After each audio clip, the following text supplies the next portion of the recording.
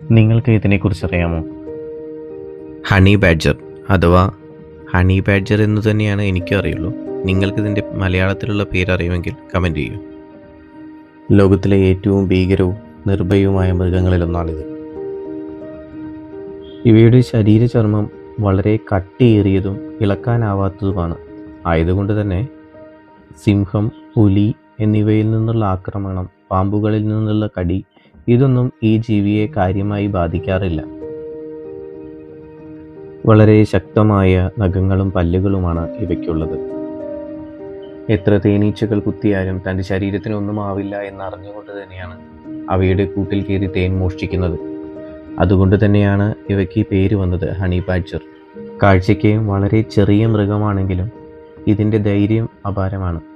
കാരണം എതിരെ നിൽക്കുന്നവർ പാമ്പാണെങ്കിലും സിംഹമാണെങ്കിലും ആനയാണെങ്കിലും ശരി, എതിരിടാൻ ഒരു മടിയുമില്ല.